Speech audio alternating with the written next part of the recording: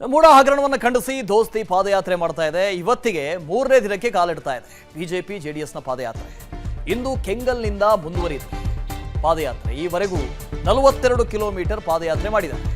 BJP JDS ಇವತ್ತು ಕೆಂಗಲ್ನಿಂದ ನಿಡಘಟ್ಟದವರೆಗೆ ರ್ಯಾಲಿಯನ್ನು ನಡೆಸುತ್ತೆ. ಅಂದರೆ ರಾಮನಗರದಿಂದ ನಿಡಘಟ್ಟದವರೆಗೂ ಕೂಡ ರ್ಯಾಲಿ ನಡೆಸುತ್ತೆ. ಕೆಂಗಲ್ ಹನುಮಂತಯ್ಯ ಸಮಾಧಿಗೆ ಮೊದಲು ಪುಷ್ಪಾರ್ಚನೆಯನ್ನು ಮಾಡ್ತಾರೆ. ಈ ಮೂಲಕ ಇವತ್ತಿನ ರ್ಯಾಲಿಗೆ ಚಾಲನೆ ಸಿಗ್ತಾ ಇದೆ, ಪಾದಯಾತ್ರೆಗೆ ಚಾಲನೆ ಸಿಗ್ತಾ ಇದೆ. ಮೂರನೇ ದಿನದ ಯಾತ್ರೆಯಲ್ಲಿ 19 ಕಿಲೋಮೀಟರ್ ಹೆಜ್ಜೆ ಹಾಕ್ತಾರೆ. ಇವತ್ತು ನಿಡಘಟ್ಟದವರೆಗೂ ಕೂಡ ಹೆಜ್ಜೆ ಹಾಕ್ತಾರೆ.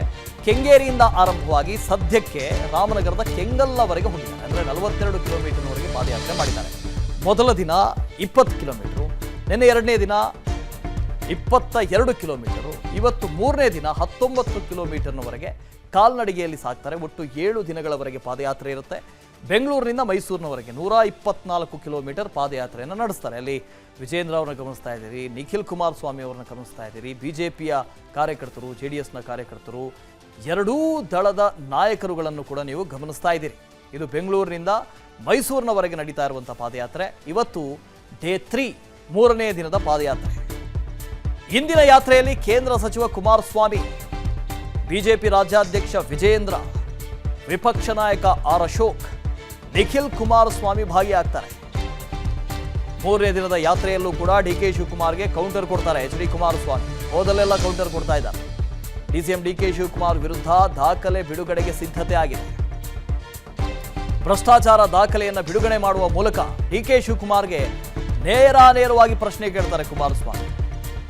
ಕಾಂಗ್ರೆಸ್ ನಾಯಕರ ವಿರುದ್ಧ ದಾಖಲೆಯನ್ನು ಬಿಡುಗಡೆ ಮಾಡುವ ಮೂಲಕ ಕೌಂಟರ್ ಕೊಡ್ತಾರೆ.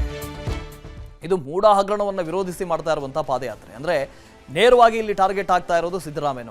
ಆದರೆ ಈ ಪಾದಯಾತ್ರೆಯಲ್ಲಿ ಗಮನಿಸಿದ್ರೆ ಇದು H D Kumaraswamy versus H D Kumaraswamy, ಅದರ ಜೊತೆಗೆ ಡಿ ಕೆ ಶಿವಕುಮಾರ್, ಈ ಇಬ್ಬರ ನಡುವಿನ ಕಾಳಗ ಅಂತ ಅನಿಸ್ತಾ ಇದೆ. ಎಲ್ಲೂ ಸಿದ್ದರಾಮಯ್ಯನವರು ಟಾರ್ಗೆಟ್ ಆಗ್ತಾ ಇರುವಂಥ ರೀತಿಯಲ್ಲಿ ಕಾಣಿಸ್ತಾ ಇಲ್ಲ. ಆದರೆ ಮೈಸೂರು ಚಲೋ ಆಗ್ತಾ ಇರೋದು ಮಾತ್ರ ಸಿದ್ದರಾಮಯ್ಯನವ್ರನ್ನ ಕೌಂಟರ್ ಮಾಡುವ ಕಾರಣಕ್ಕಾಗಿ. ಮೂಡ ಹಗರಣವನ್ನು ಖಂಡಿಸಿ ದೋಸ್ತಿ ಪಾದಯಾತ್ರೆ ಮಾಡ್ತಾ ಇದೆ. ಇವತ್ತಿಗೆ ಮೂರನೇ ದಿನಕ್ಕೆ ಕಾಲಿಡ್ತಾ ಇದೆ ಬಿಜೆಪಿ ಜೆಡಿಎಸ್ನ ಪಾದಯಾತ್ರೆ. ಇಂದು ಕೆಂಗಲ್ನಿಂದ ಮುಂದುವರಿಯುತ್ತೆ ಪಾದಯಾತ್ರೆ. ಈವರೆಗೂ 42 ಕಿಲೋಮೀಟರ್ ಪಾದಯಾತ್ರೆ ಮಾಡಿದ್ದಾರೆ.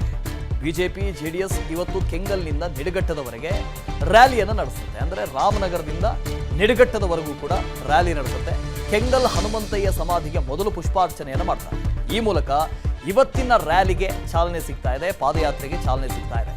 ಮೂರನೇ ದಿನದ ಯಾತ್ರೆಯಲ್ಲಿ 19 ಕಿಲೋಮೀಟರ್ ಹೆಜ್ಜೆ ಹಾಕ್ತಾರೆ. ಇವತ್ತು ನಿಡಘಟ್ಟದವರೆಗೂ ಕೂಡ ಹೆಜ್ಜೆ ಹಾಕ್ತಾರೆ. ಕೆಂಗೇರಿಯಿಂದ ಆರಂಭವಾಗಿ ಸದ್ಯಕ್ಕೆ ರಾಮನಗರದ ಕೆಂಗಲ್ನವರೆಗೆ ಹೋಗಿದ್ದಾರೆ. ಅಂದರೆ 42 ಕಿಲೋಮೀಟರ್ವರೆಗೆ ಪಾದಯಾತ್ರೆ ಮಾಡಿದ್ದಾರೆ.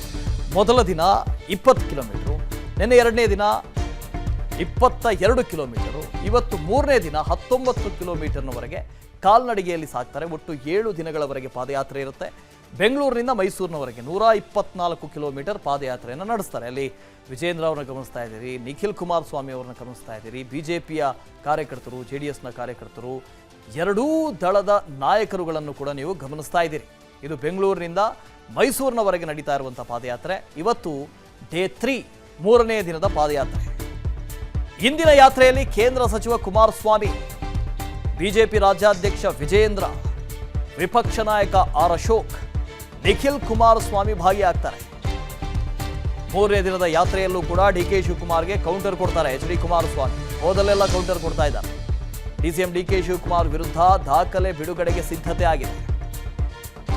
ಭ್ರಷ್ಟಾಚಾರ ದಾಖಲೆಯನ್ನು ಬಿಡುಗಡೆ ಮಾಡುವ ಮೂಲಕ ಡಿಕೆ ಶಿವಕುಮಾರ್ಗೆ ನೇರವಾಗಿ ಪ್ರಶ್ನೆ ಕೇಳ್ತಾರೆ ಕುಮಾರಸ್ವಾಮಿ. ಕಾಂಗ್ರೆಸ್ ನಾಯಕರ ವಿರುದ್ಧ ದಾಖಲೆಯನ್ನು ಬಿಡುಗಡೆ ಮಾಡುವ ಮೂಲಕ ಕೌಂಟರ್ ಕೊಡ್ತಾರೆ. ಇದು ಮೂಡ ಹಗರಣವನ್ನು ವಿರೋಧಿಸಿ ಮಾಡ್ತಾ ಇರುವಂಥ ಪಾದಯಾತ್ರೆ. ಅಂದರೆ ನೇರವಾಗಿ ಇಲ್ಲಿ ಟಾರ್ಗೆಟ್ ಆಗ್ತಾ ಇರೋದು ಸಿದ್ದರಾಮಯ್ಯ. ಆದರೆ ಈ ಪಾದಯಾತ್ರೆಯಲ್ಲಿ ಗಮನಿಸಿದ್ರೆ ಇದು H D Kumaraswamy versus H D Kumaraswamy, ಅದರ ಜೊತೆಗೆ ಡಿ ಕೆ ಶಿವಕುಮಾರ್, ಈ ಇಬ್ಬರ ನಡುವಿನ ಕಾಳಗ ಅಂತ ಅನಿಸ್ತಾ ಇದೆ. ಎಲ್ಲೂ ಸಿದ್ದರಾಮಯ್ಯನವರು ಟಾರ್ಗೆಟ್ ಆಗ್ತಾ ಇರುವಂಥ ರೀತಿಯಲ್ಲಿ ಕಾಣಿಸ್ತಾ ಇಲ್ಲ. ಆದರೆ ಮೈಸೂರು ಚಲೋ ಆಗ್ತಾ ಇರೋದು ಮಾತ್ರ ಸಿದ್ದರಾಮಯ್ಯನವ್ರನ್ನ ಕೌಂಟರ್ ಮಾಡುವ ಕಾರಣಕ್ಕಾಗಿ. ಅನುಕ್ಷಣದ ಸುದ್ದಿಗಳಿಗಾಗಿ ವಿಸ್ತಾರ ನ್ಯೂಸ್ ಯೂಟ್ಯೂಬ್ ಚಾನೆಲ್ ಸಬ್ಸ್ಕ್ರೈಬ್ ಮಾಡಿ. ಹೊಸ ಸುದ್ದಿಗಳ ನೋಟಿಫಿಕೇಶನ್ಗಾಗಿ ಬೆಲ್ ಐಕಾನ್ ಕ್ಲಿಕ್ ಮಾಡಿ. ಲೇಟೆಸ್ಟ್ ಅಪ್ಡೇಟ್ಸ್ಗಾಗಿ www.vistaranews.com ವೆಬ್ಸೈಟ್ಗೆ ವಿಸಿಟ್ ಮಾಡಿ. ಅಂಗೈಯಲ್ಲೇ ಜಗತ್ತಿನ ಸುದ್ದಿ ತಿಳಿಯಲು ವಿಸ್ತಾರ ನ್ಯೂಸ್ ಕನ್ನಡ ಆಪ್ ಡೌನ್ಲೋಡ್ ಮಾಡಿ.